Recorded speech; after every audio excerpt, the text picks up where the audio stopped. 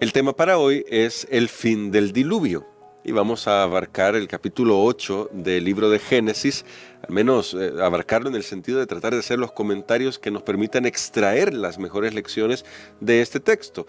No todas las lecciones porque el texto es muy rico, pero vamos a orar para pedir al Señor que nos ayude con el tema de hoy. Querido Padre, gracias te damos porque nos has abierto el entendimiento con este tema tan maravilloso que aparece en la Escritura, que es como tú obras para zanjar el problema del mal, pero también para preservar el propósito que tienes para tus hijos. En tus manos de amor encomendamos nuestras vidas en Jesús. Amén. El día de hoy, Pastor Dani Perla, nos encontramos ya con el tema del fin del diluvio. Pero si ayer estábamos hablando que el diluvio propiamente fue una reversión de la creación, ¿qué implica ahora el hecho de que el diluvio ha llegado a su fin y que al llegar a su fin comienza el texto, porque hay varios temas aquí a tratar, pero comienza el texto diciendo que Dios se acordó de Noé? Quizá vamos a comenzar con eso en primer lugar.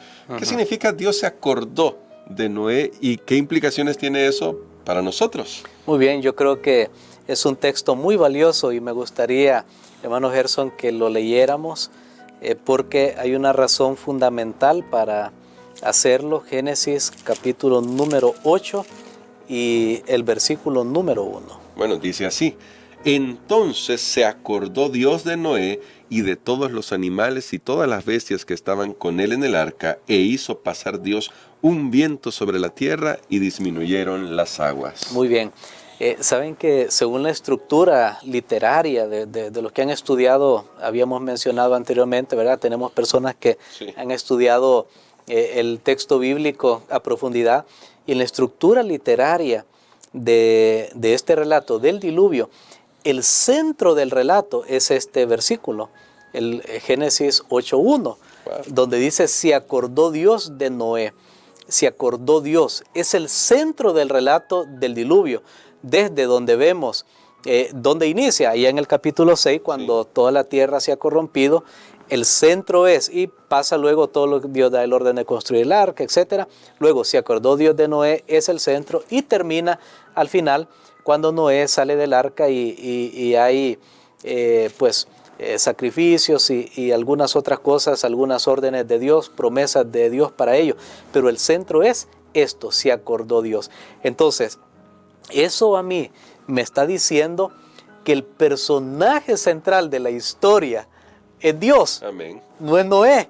Y nosotros muchas veces hablamos del arca de Noé. Bueno, de hecho le llamamos el arca de Noé, pero en realidad era el arca de Dios. Si Dios le dio los planos, si Dios le dijo cómo hacerlo, Dios la preservó. Era como la vara, la famosa vara de Moisés, que hizo milagro. Al final también en la Biblia se le llama es de Dios, porque Él es el que hace todas las cosas. Ahí vemos siempre lo que es la mezcla de la fe con la obediencia. Ok, pero aquí notamos nosotros entonces que Dios es el personaje central. Amén. Porque es Dios quien está poniéndose enfrente del ser humano pecador para que ya no siga con el curso de pecado que va a llevar a la destrucción total a este planeta. Así que Dios tiene que borrar. De hecho, ese borrar también se usa para borrar en el sentido del libro de la vida. Tenemos mucho cuidado que el pecado nos lleve a tal punto que Dios tenga que eliminar nuestros nombres del libro de la vida. Ahora, Dios se presenta ahí, pero Dios también preserva a la especie humana a través de Noé y su familia para un nuevo comienzo. De hecho, la intervención de Dios está aquí tan clara. A partir del capítulo 8 vemos ahora una nueva creación. ¿Y cómo lo sabemos? Notemos que aquí dice: Dios hizo pasar Dios un viento sobre la tierra y disminuyeron las aguas. Ruah, en hebreo es el aliento, es el viento. Y allá en Génesis 1 dice: y el ruah de Dios, o sea, el Espíritu de Dios se movía sobre la faz de las aguas. Entonces ahí está la conexión. Aquí va a comenzar una nueva creación. ¿Quién está presente? Por supuesto, el Espíritu de Dios. Y es maravilloso esto, mis hermanos. Como alguien decía, Dios no quita para dejarnos en cero. Dios, si quita algo, es para darnos. Y este es un principio muy interesante, porque aún se ve reflejado, por ejemplo, en el diezmo. Yo digo, bueno, es 10% menos de lo que yo tengo. Aparentemente ahora tengo menos, pero más bien es para que lo que me ha quedado, el 90%, sea mucho más productivo Amén. Que si me quedara el 100%. En ese sentido, entonces, nosotros tenemos aquí un relato a partir de ese versículo. Dios se acordó de Noé de una nueva creación. Solo quiero mencionar algo, la palabra acordarse. Ajá. Creo que Es eso importante destacarlo, sí. era clave. La palabra acordarse no significa que Dios se olvidó como uno, ¿verdad? Que a veces, bueno, las mujeres son las que cocinan o el hombre, dependiendo de lo que haga. Y usted puso algo en la cocina y se fue a hacer otra cosa. Y no se acordó. Y de repente la cocina, cuando usted ya ve humo por ahí o siente el olor a quemado, usted se acordó porque pues se olvidó. Ahora, no se refiere a eso la Biblia cuando habla del acordarse de Dios, sino que se refiere es que Dios va a intervenir en ese momento de una manera especial y que las promesas que Él ha hecho se van a cumplir. Amén. Especialmente a partir de ese momento. Amén, amén. Ahora, pastor, luego tenemos en el relato de la nueva creación, hay algunos aspectos que se destacan en la lección sobre el acto, las acciones de Noé. Y me gustaría que vayamos compaginándolo en lo que también usted nos va diciendo, cómo es que se dio esto de la nueva creación, cómo es que está conectado. También me gustaría que sacáramos las lecciones prácticas de lo que el propio Noé hace antes de salir del arca. Muy bien. Tenemos, por ejemplo, ya el versículo 1 nos decía el viento que mandó Dios, Génesis 8.1. Entonces, eso es una referencia al primer día de la creación, cuando dice que el Espíritu de Dios se movía sobre la faz de las aguas y dijo Dios sea la luz. Luego, en el segundo día de la creación, recordemos que Dios separa las aguas. Eso es lo que vemos en Génesis 8.3.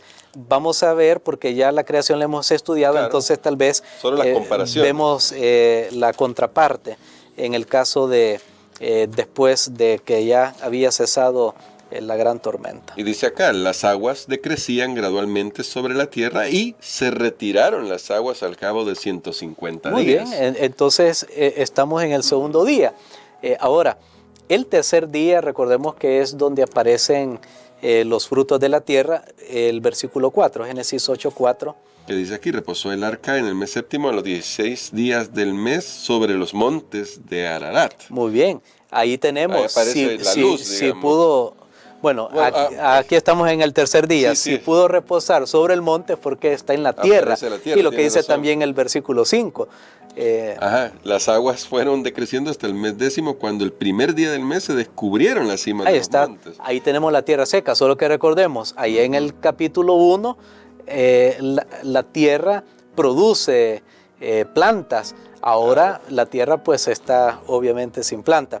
En el día número 4 recordemos que aparece la luz y ahora el versículo 6. Ahí me había adelantado porque aquí dice, sucedió que al cabo de 40 días abrió la ventana del arca que había hecho, estaban encerrados. Y la ventana obviamente es usted abre la cortina, abre la puerta para que entre luz, así que es muy obvio. Día quinto, aquí es bien interesante, en la creación Dios hace aparecer las aves. En el relato de el diluvio, nosotros tenemos cuando Noé envía, que de hecho esto también son unas grandes lecciones que creo que lo vamos a estudiar en otro momento, cuando Noé envía el cuervo y la paloma. Lo podemos ver tal vez solo el versículo 7. Que dice, y envió un cuervo, el cual salió y estuvo yendo y volviendo hasta que las aguas se secaron sobre la tierra. La mención de las aves está ahí, como también luego en el 8 el de la paloma. Es correcto. Luego Dios habla. Ahora, esto es bien interesante. Y recordemos que en el sexto día fue creado el hombre. Ahora leamos Génesis 8:15. Que dice así, entonces dijo Dios a Noé, sal del arca con tu mujer, tus hijos y las mujeres de tus hijos. Muy bien. Y le dice el 17, leyó hasta el 16 y el 17 nos dice, también sacarás todos los animales que están contigo, de toda especie de aves, de bestias y de todo. Así que ahí está Noé y los animales. Esto nos recuerda el sexto día de la creación, pero usted dice, ¿por qué específicamente el énfasis en el hombre? Porque hay un silencio de Dios, y creo que esto está bien evidente, porque es hasta el versículo 15, mientras Noé está dentro del arca. Recordemos que antes le ha dado instrucciones, que haga el arca, luego cómo van a entrar los animales, qué animales, etc. Pero luego, en el período que Noé está adentro del arca, hay un silencio de Dios. Sí. Dios no le está hablando a él todos los días. Así que cuando dice el versículo 15, entonces dijo Dios a Noé, se rompe ese silencio. Y ese es para indicarle a Noé que debía salir del arca. Ahora, ¿por qué esto es tan importante? Porque como Noé está dentro del arca, recordemos que Dios lo entró, Dios cerró la puerta, pero ahora las aguas han bajado. Ahora ya se ve tierra, está la tierra seca, por supuesto sin ningún tipo de seres vivos ni de plantas. Pero ahora Noé dice, bueno, ¿y será que ya tengo que salir? ¿Y será que yo puedo? Y él comienza a enviar algunas palomas.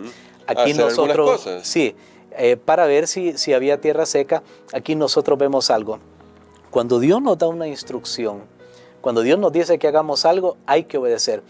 En el camino puede ser que experimentemos algunos silencios de Dios. Ya Él nos dio una orden, por ejemplo, guarda el sábado, cuando te cases tiene que ser con una persona de tu misma fe, tienes que hacer esto y lo otro, pero hay detalles que no los tenemos. Ahí tenemos que usar nuestra creatividad. Amén. Ahí sí. nosotros tenemos que poner de nuestra parte. Noé, por ejemplo, al enviar el cuervo, al enviar la paloma, como Dios no le estaba diciendo, mira, ¿qué vas a hacer? Pero él comienza a tratar de ver por él mismo. Pero aún así, aunque ya cuando regresa la paloma que descubre que hay tierra seca, Noé no sale, sino que espera hasta que Dios le hable. Así que la gran lección que nosotros tenemos aquí es que nosotros siempre tenemos que usar los medios a nuestra disposición para colaborar con el plan de Dios, pero siempre basados en los principios que Dios nos ha dado. Pero eso no quita que yo tenga que hacer mi parte. Claro. Por ejemplo, si una persona está sin trabajo y dice, bueno, voy a orar para que Dios me dé un trabajo, pues luego tiene que ir a diferentes lugares a dejar su currículo, tiene que llamar, tiene que preguntar. Una persona está en problema en un país y dice, bueno, ¿qué hago? Bueno, tiene que ver si lo reciben en otro país. O sea, el ser humano siempre tiene que poner de su parte, pero recuerda, Dios no te deja solo. Cuando tú sientes, bueno, ya Dios no me habló, si tú escuchas la voz de Dios correctamente, Él siempre te va a mandar una señal que de lo que tú te has movido, cuál es lo correcto a elegir. Amén. Eso me gusta mucho, pastor, porque es una lección muy práctica. Noé hizo algunas cosas, necesitamos hacer nuestra vida. La fe, eso me gustaba, pastor, la fe no elimina nuestra individualidad y no elimina nuestra necesidad de pensar y actuar por nosotros mismos. Lo que hace la fe es confiar que cuando Dios diga algo, lo vamos a hacer. Y en ese sentido, pastor, quizás como para concluir y para que ore por nosotros, ¿cómo podemos dar esos pasos prácticos nosotros para decir, bueno, tal vez a veces yo no escucho que Dios me está hablando en una situación? Ya usted dio algunos ejemplos, pero tal vez yo no escucho que Dios me está hablando, pero ¿cómo puedo vivir por fe sabiendo que lo que Dios me pide o lo que Dios diga, eso es lo que yo tengo que hacer hasta que se cumpla el plan de Dios? Muy bien, creo que todo está basado en la confianza en el Señor y ahí es donde nosotros debemos tener paciencia. Por eso la Biblia habla de la paciencia de los santos. Noé fue una persona que a pesar que Dios lo guiaba, tuvo que aprender a esperar. Por ejemplo, cuando él entró al arca, esperó una semana.